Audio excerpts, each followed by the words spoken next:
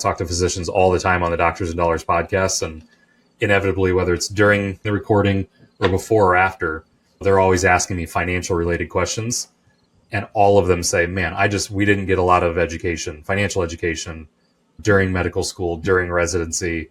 Like, I'm just figuring this out now in my 40s or my 50s, and I feel like I'm way behind.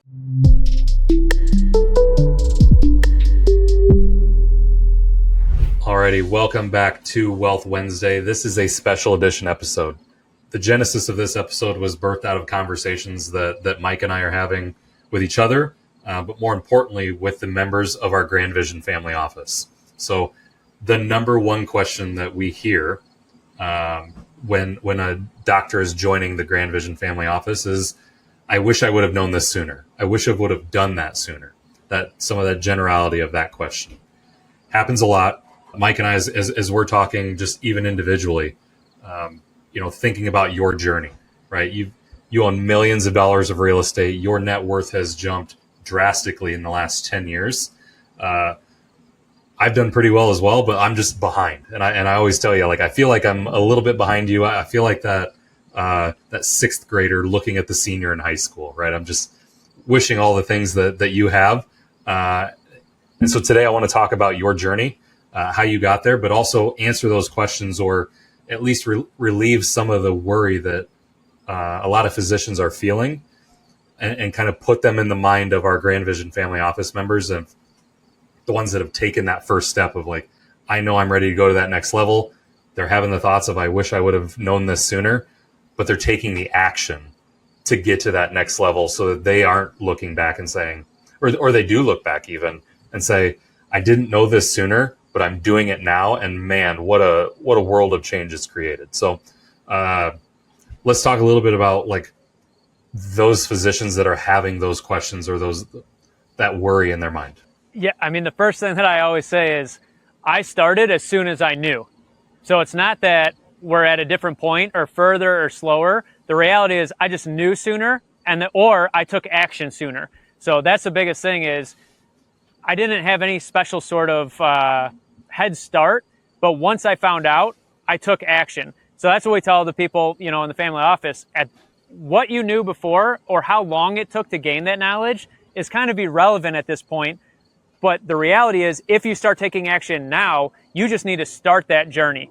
And what we've talked about a lot, you and I, and we talk a little bit more privately, but my kids. So I have a 1-year-old as the youngest and a 13-year-old as the oldest.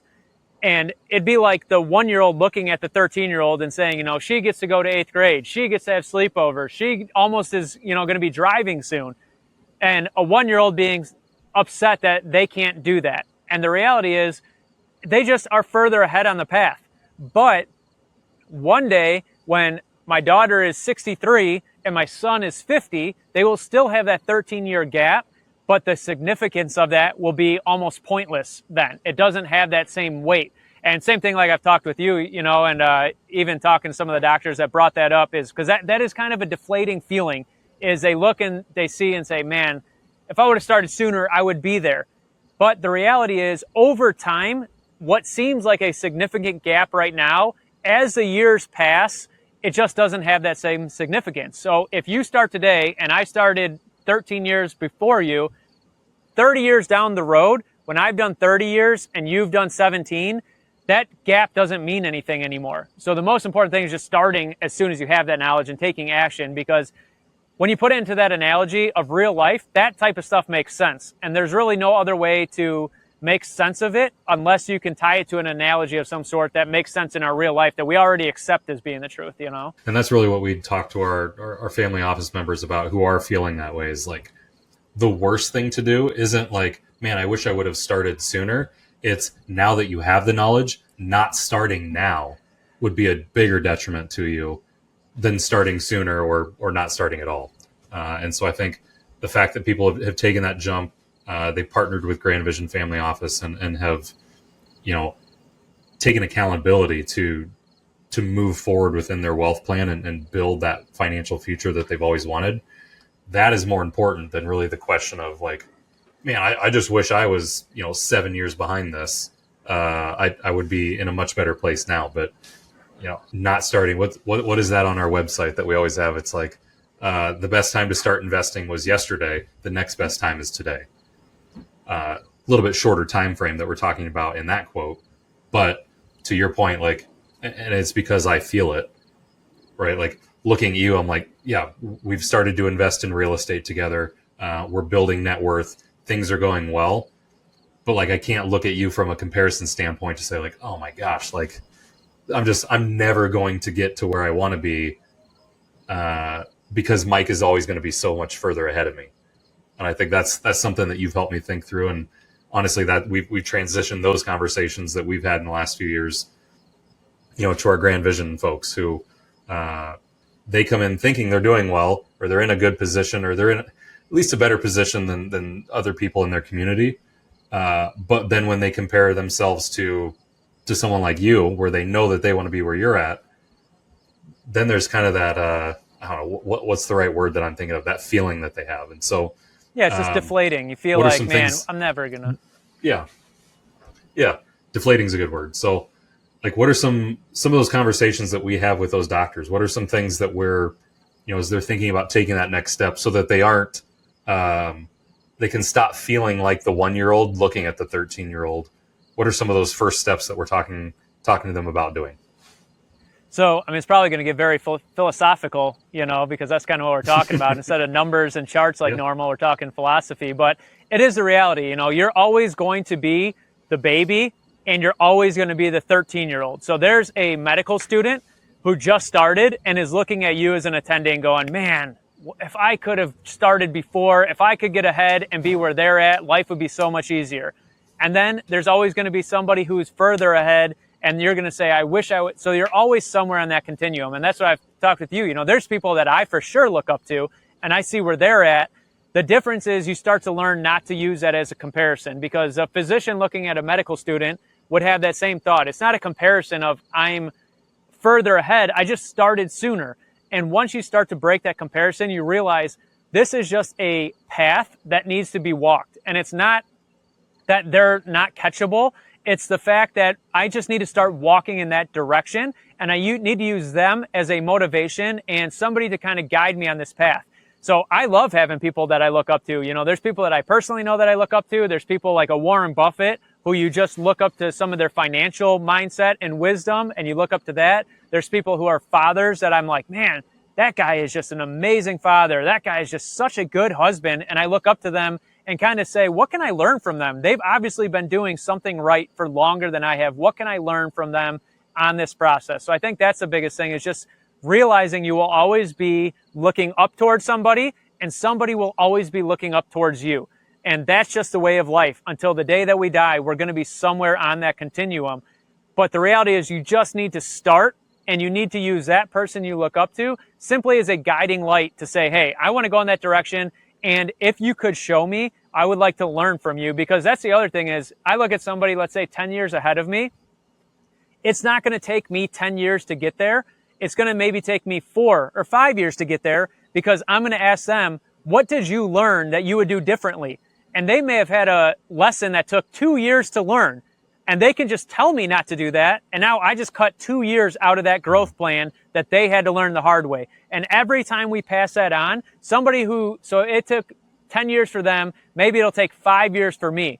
But now I've learned lessons in my 5 years that I can tell to the person below me, and it's only going to take them 2 or 3 years to catch what took me 5 years. And the more we can pass that knowledge on, the greater we can become, and the quicker we can get to that level we're trying to get at, to learn from other people's mistakes versus having to, what I tell the kids, learn the hard way. You're welcome to learn the hard way. It's just not fun to learn that way. It's better to learn from other people so you can make sure you don't hit those obstacles head on, No, I think that's a really great point, just in the thought of like, look ahead at that person who, if you are that 1-year-old in our analogy and you're looking at that 13-year-old, don't look at them from a comparison standpoint. Don't compare yourselves to them in today's time, but almost mimic or replicate what they're doing, follow them, emulate what they're doing versus comparison, right? Because I think that comparison is just it's a tricky way to almost go backwards sometimes.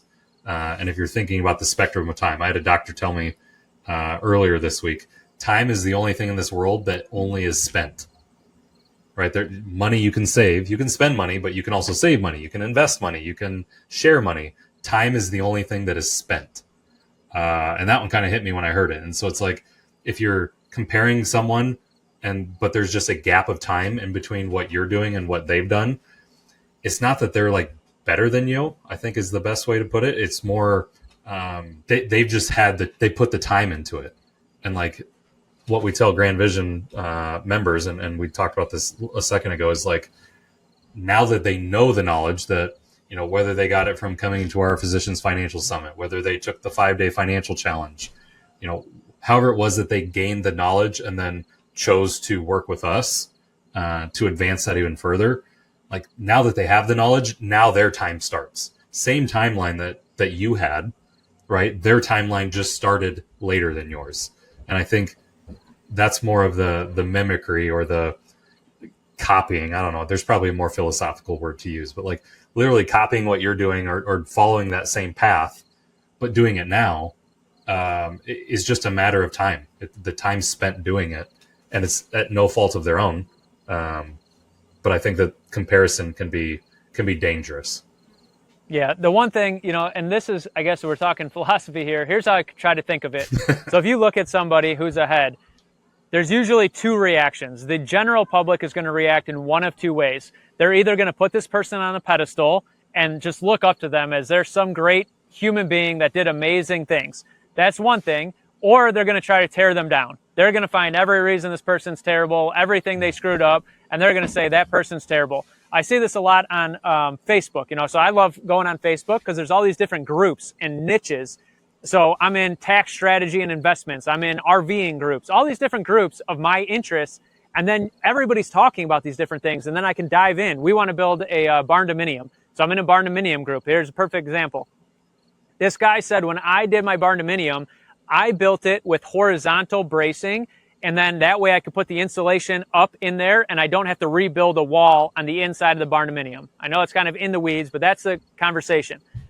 There was hundreds of comments that said, worst idea ever, you're so dumb, that'll never work, you're so terrible. And then all these other comments are like, that's a great idea, you're awesome, oh my God, I wish I would have thought of that, that's so amazing.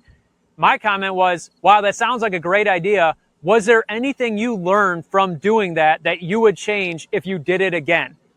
Because even if you have the perfect idea, there's small things that you would change. So everybody else's comment was either tearing him down or building him up. I think it's a great idea, but at the end of the day, I want to know, what did you learn from that? I'm not trying to build you up or tear you down. I would just like to shortcut that process. So whatever mistake you made, I don't make it. So I try to always remember that is when, even if somebody is below me, right? If somebody has less money or less money invested, whatever the below is, I don't want to put them down. I don't want to try to be the charity to say, like, you can do it, come on. I want to learn as well and say, what can we do to avoid this? What could you have done differently? Which I think that's more motivating to somebody to help them get out of that situation, is to walk them through, what could you have done differently so that doesn't happen again? But also I'm looking to say, what can I do that I need to avoid so I don't end up slipping down this slope? Or back in the day when I was a paramedic, perfect example. I would have kids that would be a heroin overdose. And if you've never been around heroin, knocks you out cold to the point of sometimes you're going to die. You'll stop breathing and then you just die. Well, there's a medication that we can give on the ambulance, Narcan. As soon as you give this, I mean, within seconds, at most a minute, but very quickly do they come back. And when they come back, they're not high, they're not out of it. They come right back, and now we're taking them to the hospital. So now we have somebody who is just on their deathbed, but now is stone sober because the medication is blocking the heroin from their brain. So they're stone sober. There really isn't a ton medically that you can do besides bring them to the hospital for evaluation and keep an eye on them. So I would have conversations with these people and say, I'm not trying to judge you, but how did this start? What put you down this path? Nobody wants to be laying on the floor near death, high on heroin. That was not like the goal and the plan. There was somewhere where they went off the tracks. So I would just say, how did this happen? What caused that first moment where you said, I'm going to try this, and all of a sudden you were down this path? Because I'm thinking, I have kids growing up, and I don't want to wait until this moment to learn what to do. This is the one opportunity that I have to say, what can I look for in my kids to try to help make sure they don't end up on this path? So I would say this is a great opportunity for me to learn from this person, because this is an extreme situation that only people who have been in this extreme situation can really explain and help you learn from. And it goes in the exact opposite direction as well. Somebody who has a ton of money and is very wealthy, that is an extreme situation. You're around people who are a lot like you all the time. There's stuff to learn, but you really learn the most from those extreme situations where you can say, you are worth $30 million and you're 35 years old. How did you do that? What path did you start on that said, I'm going to start doing this? And then when you're going down that path, what did you learn that if you went back and started again, how would you do things differently to get to that path, either in an easier route or a quicker route? Or what would you do to make it go further than what it was? Let's learn from this. So when you find those extreme examples, that's when the general public does either a build up or a tear down. That is when you can identify, this is an opportunity to learn right here, where I'm going to say, what can I gain from this so I can apply it in my life and hopefully obtain that same situation, but get there even quicker or take an easier path to attain it. Yeah. No, I mean, those are two great examples, albeit very different. You went from talking about barn dominiums to, a heroin overdose. But the overall point, right, is that, like, for someone to look at it and say, how do I get there sooner? Someone who looks at that situation of the barn dominium say, hey, it probably took that guy building three different barn dominiums before he figured that situation out. You're going to build your first one. You don't want to build three. You want to figure out that solution on the first one. Heroin overdose. You've got 7 kids. Like, how do I prevent? Like, what were some of those life situations or events in that person's life that pushed them towards heroin that you can prevent, or you can at least learn from, to prevent your kids from going down that path? Financially, I think you nailed it. So I know I'm summarizing everything that you just said, but from a financial perspective, as people are listening to this and they're having those thoughts of like, man, I wish I would have known that sooner. I wish I would have done this sooner. I wish I would have known that now or I know it now. I wish I would have known it, 10 years ago. Again, it's all on the basis of time. And if you can just gain that knowledge now and use it, you're going to get somewhere fast. You're going to get to that $30 million 35-year-old. Like, you may get to $30 million, but you don't get there until you're 50 because you didn't start until you're 35. That's still okay. But if you compare it to that 35-year-old got to 30 million because he started at 20, you both got to the same place in 15 years. It's just the amount, the time that it took to get you there. And you probably got there faster. Yeah, maybe you even got there faster than age 50 because you learned from that 35-year-old. And so I think that's the biggest takeaway from today is, like, having that question in your head is okay, but, like, doing something about it is even more important. Like, if you have that question, like, man, I wish I just learned something, whether it be the questions about estate planning, whether it was, oh man, I didn't even know what an income or a financial statement was. But now that I put an income statement together and a financial statement together, and I know what that means, as far as a catalyst and a blueprint to start building a wealth plan, now that you have that knowledge, not doing something is going to be your biggest detriment. It's not the fact that now, you're not learning it until you're 44 years old and you've been a physician for a while. That's not the detriment. It's not taking action. I think that's the biggest takeaway today is, us being friends for so long and seeing your journey and how you've grown your net worth and the properties that you invested in before we started investing together. Like, it would have been my detriment to take a step back and be like, hey, let's not build a company together. Let's not invest in multifamily together. Let me just keep doing what I'm doing, even though I have the knowledge that you've given me. That would have been my biggest detriment. And so I think even personally, I can just speak to the fact that, like, knowing that I'm now down the path that you are, I'm just looking ahead. I can see you further down the path. That's okay. At least we're on the right path. Is that valid? Yeah. Yeah, man, 100%. I am super excited to introduce to you the Doctors and Dollars 5-Day Financial Challenge. I'm Mike Neubauer. I'm CEO of Grand Vision Companies, and I'm the one that you see on the Wealth Wednesday and Daily Dollar episodes with Nate. So Nate and I are partnering again to do something even more exciting, which is the 5-Day Challenge. We're taking the best of all of our episodes, all of our expertise and knowledge, and we're condensing it into an impactful and purposeful 5-day presentation, 1 hour per day, for 5 days, to give you everything you need to build that foundation for your financial future. So if you're looking to gain the pieces, you want those puzzle pieces and find out how they fit in your financial plan, head over to the Doctors and Dollars website, join us on the 5-day challenge. We're putting it together for free, so you got nothing to lose. We look forward to seeing you on the inside. I think the biggest thing is once you know that you need to take action, of course you do need to take that action. I guess take it a step further back, the awareness of, am I on the right path, or is there more to learn? Should I take action today? What is that awareness? I think that's a kind of a perfect example. We put out the Wealth Wednesday episodes. We do some of the daily dollar stuff. So if you watch these episodes and you think, man, that's new, I've never heard of that, that's a different way to look at it, that's kind of the red flag to say, okay, maybe I do need to dive into this a little bit more. Because there's people that would be, beyond us financially, and they would say, I already knew that. I already know all of this. Well, then you know you're already on the right path. But if this is new information, if it's something that is intriguing or a new way to look at finances or to consider maybe the best interest rate isn't the best option for me in this situation, maybe this is the best option, that's kind of that awareness of, man, I never thought like that. Maybe I need to take action, And I think we keep doing these and we try to come up with good subjects that are going to make an impact. But I think too, doing that 5-day challenge is probably that best because you have that awareness. You realize, okay, I need to take action.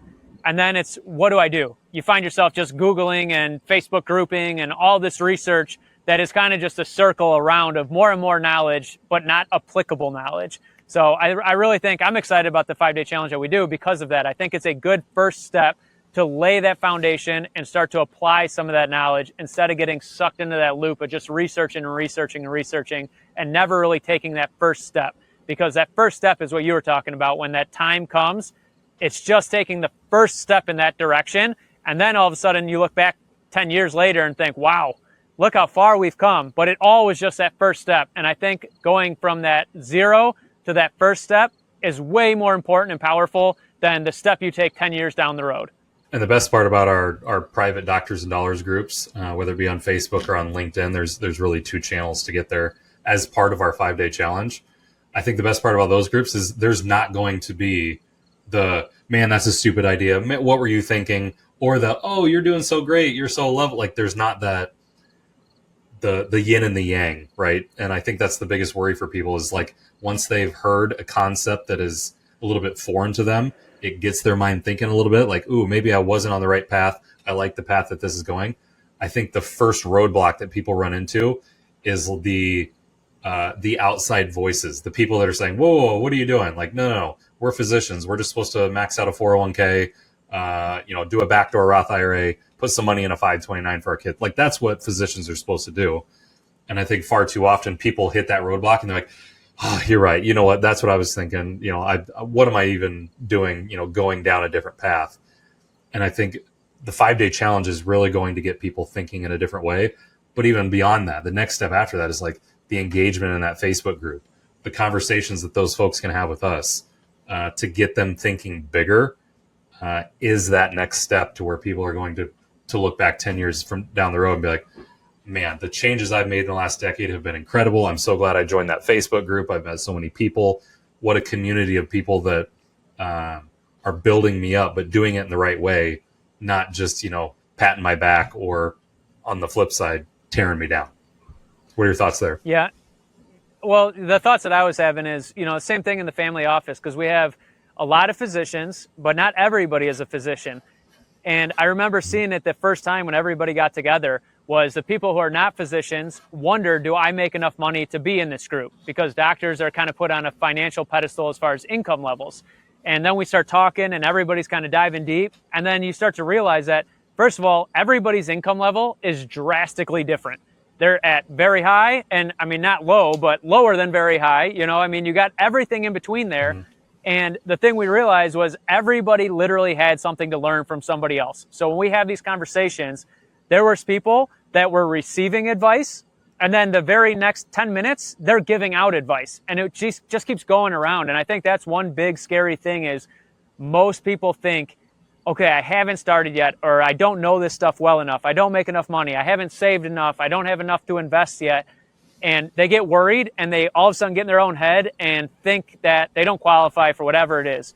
But taking that first step and just being a part of that community, all of a sudden you realize like, oh, nobody has every piece of the puzzle. If they did, they would be way down the road. Everybody is learning this together. Yep. And some people can teach me about being a father. Some people can teach me about being a husband. our wives are in there having conversation and sharing advice and gaining advice. And it's like, you just see all of that round robin of give and take. And you realize this person is further down the path, let's say on income. They make more per year than me, but I pay less in taxes, so it equals out. Or I have a higher net worth. Or there's people, I have a ton of kids. There's people who want to have kids. And there's people who have kids that are much older than my kids that can give advice on, the coming years. It's just such a collective group. And I think that's just an important thing is we always, in all situations, think, was it too late to start? But also then we think like, I'm not good enough. I'm not qualified to be a part of a group like that. I'm not able to be at that level. And nobody was able to be at any level in the beginning. It's just taking that first step and then growing and gaining knowledge and sharing the advice that you can share. And all of a sudden we're all at that next level, So yeah, I think that's probably the biggest burden, that stops people from taking that first step is A, I should have done sooner. I haven't done it. So there's no point in starting today. And then B, they just don't give themselves enough credit that they're capable of doing it. They just don't realize that you can do it too, dude. If I could do it, if you can do it, the people that we work with, everybody has the ability to do it. You just have to start down that path. And I think that's really the common goal of the family office. Even though people they may be a little further down the path or they did it a certain way, everyone so far in the family office, to your point, we say the lower income people in our family, that's still like $400,000 a year. And then obviously we have members that are making well over $1 million, but everyone still has that same common goal, which is, and it's in my LinkedIn profile, turning a 6-figure income into an 8-figure legacy. Like they all have the same goal, whether it's, they're making 6 figures and it's $400,000 a year. They're making 6-figure income at $800,000 a year, twice as much. But like everyone has a 6-figure income and everyone's goal is to create an 8-figure legacy that is well designed, well thought out, transfers to future generations, and helps them pay less money in taxes. Like everyone has that same goal. And so I think regardless of where they are, in their careers as a physician, some of the people who aren't physicians are business owners, high income business owners in our family office. Like everyone's in a different place, but they all have a common goal. And so I think that's the beautiful part of what it is that we do is like that round robin conversation. Everyone got to a different place at a different time, but our future goals are all the same. Yeah, and I can relate, man. I was just thinking, if I wanted to be a doctor today and I was looking at starting medical school and then residency, like I would look at that path and be like, I can't do that. Like I can't, but I could. I could start and just take that step, and people have done it. It's not even like I would be the first one to start late and go down that journey. People have done it. But I can so relate to that thought and that belief where you look and think, man, that just looks like so much work or such a far journey, whatever the case may be. So yeah, I can see where that thought brews up from, but same thing, man. It's that first step. It's just believing, all right, it's not going to be fun maybe to take this first step, but let's do it. Absolutely. I think the overall arching answer to the question of today's episode, which is, I wish I would have known that sooner. I wish I would have done this earlier on. I think the answer to all of that is the mindset, right? I wish I would have had this mindset back then. I wish I would have thought differently about my wealth plan than I now do today. It comes down to the rich versus wealthy mindset that we always talk about in the Financial Summit, in the 5-day challenge with our family office members. It's just thinking like the wealthy do. And I think once people realize or understand that concept, that's truly the answer. Is like people figure out, okay, what's the rich versus wealthy mindset? It clicks, right? There's that snap, that light bulb, whatever it is. And then they have that feeling or that belief of that's the path I want to go down. That's the answer is the mindset. What would you say to folks who are having those questions?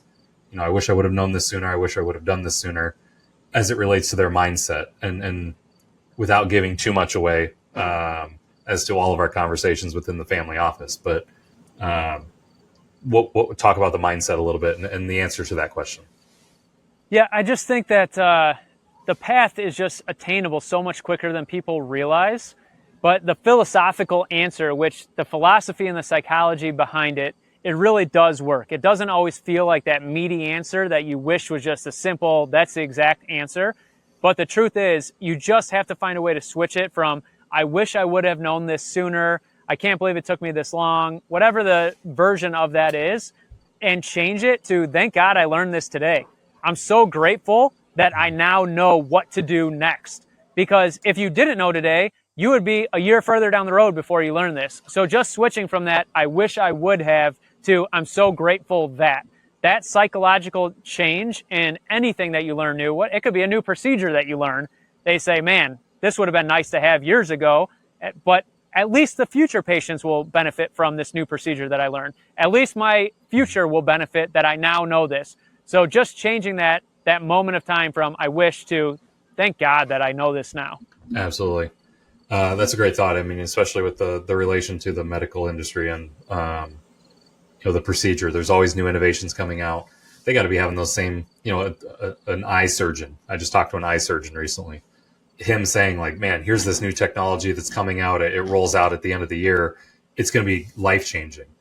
And I just put myself in like the patient's shoes.